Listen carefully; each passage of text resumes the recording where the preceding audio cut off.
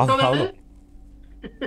Yeah, ఇంకొక విషయం sir Durgarao గారు, ఒక్క నిమిషం సార్. సుబ్బారావు గారు, రోజా గారు మాట్లాడుతూ, ఆవిడ మాజీ మంత్రి రోజా గారు మాట్లాడుతూ ప్రశ్నిస్తే కేసులు పెడుతున్నారు అంటున్నారు. అంటే ప్రశ్నిస్తే కేసులు పెట్టడం లేదు, ఇప్పటిదాకా వారు మరి ఎంతవరకు అబ్జర్వ్ చేశారో తెలియదు, కానీ అసభ్యకరంగా పోస్టులు పెట్టినందుకు ఆధారాలు ప్రూఫ్లన్నీ బయట పెట్టి కేసులు పెట్టినవనేది తెలుసుకోలేదా, తెలిసి ఇలా మాట్లాడుతున్నారా అర్థం అవ్వట్లేదు.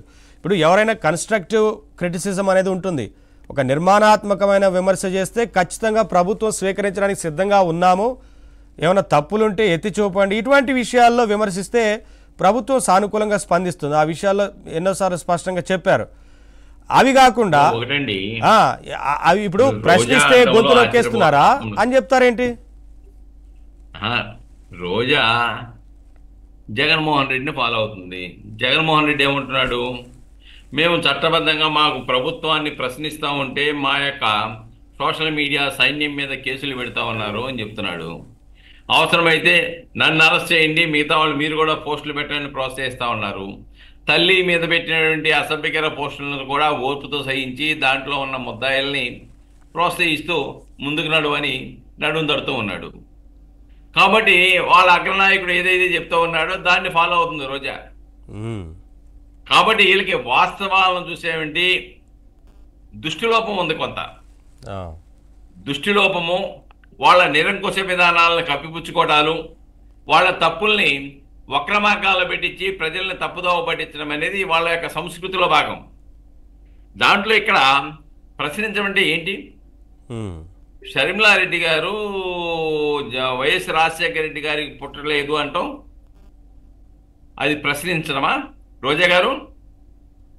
లేదా మీ జగన్మోహన్ రెడ్డి గారికి చెప్పండి, అది ప్రశ్నించడమా లేకపోతే అవమానించడమా, ఆయన శీలాన్ని శంకించడమా? ఏంటో చెప్పండి, అది ప్రశ్నల వర్షం కాదు కదా. లేకుంటే మిగిలిన నాయకులు ఇళ్లలోకి వెళ్ళిపోయి ఆడవాళ్ళను కూడా బెడ్రూమ్లో కూర్చుంటామంటామో అది సహించేదా? నువ్వు కూడా ఉన్నావు కదా అసెంబ్లీలో, భువనేశ్వర గారిని ఏ విధంగా అన్నారో విన్నావు కదా, ఆమె మీద ఏ విధంగా పోస్టింగ్లు పెట్టారో చూసాం కదా. చివరికి ఏమన్నాడు చంద్రబాబు నాయుడు గారు, ఇది కౌరవ సభ, ఈ కౌరవ సభ నుంచి నేను వెళ్ళిపోతున్నాను, గౌరవ సభలో గౌరవంగా ముఖ్యమంత్రిగా వస్తానని వెళ్ళిపోయాడు కదా. నిన్న శాసన మండలిలో నారా లోకేష్ ఆవేదన చూసిన తర్వాత, ఆ యొక్క చర్చ చూసిన తర్వాత ఎవరికైనా రక్తం ఉడికిపోద్దండి. నా తల్లిని ఇలాగన్నారు మీరు అని ఆయన ఆవేదన చూసిన తర్వాత వాళ్ళ కుటుంబం ఎంత క్షోభకు గురైందో మనకు అర్థం అవట్లేదా? అలానే పవన్ కళ్యాణ్ గారు వాళ్ళ పిల్లలను సైతం ఏ విధంగా అసభ్యకరంగా మాట్లాడితే ఆ ఆవేదన తట్టుకోలేక పిఠాపురంలో బరస్ట్ అయిన విషయం మనం చూడలేదా? ఇవన్నీ కూడా ప్రశ్నలా? సిగ్గుండాలి కదా కొద్దిగైనా. ఈ ప్రశ్నలు అంటారా, చట్ట వ్యతిరేక చర్యలు అంటారా చెప్పండి? కాబట్టి ఇక్కడ చాలా స్పష్టమండి, వాళ్ళు చేసిన తప్పులను కప్పిపుచ్చుకోవడానికి ఇంకొక అలజడి కూడా సృష్టించబోయారు సార్. అంటే ప్రభుత్వం కొత్తగా ఏర్పడ్డ తర్వాత కూడా రాష్ట్రంలో లా అండ్ ఆర్డర్ లేదు, ఇలా జరుగుతోంది, ఏదో జరుగుతోంది అని క్రియేట్ చేసే ప్రయత్నం చేసి కొంత పరిశ్రమలు రాకుండా ఒక ఆందోళన క్రియేట్ చేయడానికి ట్రై చేశారు. ఆ విషయంలో కొంత ప్రభుత్వం వెంటనే అప్రమత్తం అవడం వల్ల పెద్ద ప్రమాదం తప్పింది అనుకోవచ్చు రాష్ట్రానికి. లేకపోతే ఎంత పెద్ద స్కెచ్ చేశారో. అదే ప్రభుత్వం మీద లేనిపోయిన ఆరోపణలు చేసి 40 మందో 36 మందో చచ్చిపోయారు, కార్యకర్తలను చంపేశారు, ఆస్తులు ధ్వంసం చేశారు, కొంతమంది ఊర్లు వెళ్ళి పారిపోయారు. కాబట్టి ఇక్కడ శాంతి భద్రతలు లేవు, కాబట్టి ఇక్కడ రాష్ట్రపతి పాలన కావాలి, ఇక్కడ పౌర హక్కులు ఉల్లంఘించబడుతున్నాయని చెప్పేసి ఎక్కడ మాట్లాడాలండి?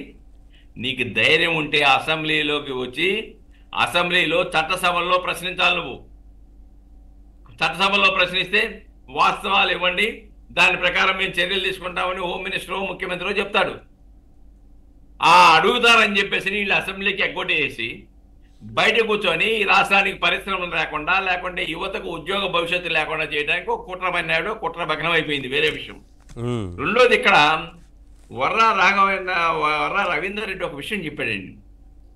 ఇది మాకు ఈ మెటీరియల్ అంతా సప్లై చేసేది ఐపాక్ సంస్థ, ఐపాక్ వాళ్ళు కూడా దీంట్లో భాగస్వాములు అని చెప్పాడు. అంటే ఈ రోజున ఐపాక్ సంస్థను కూడా అరెస్ట్ చేయవలసిన అవసరం ఉంది. ఆ ఐపాక్కి ఎవరికి ఫైనాన్షియల్ అసిస్టెన్స్ ఇచ్చారు?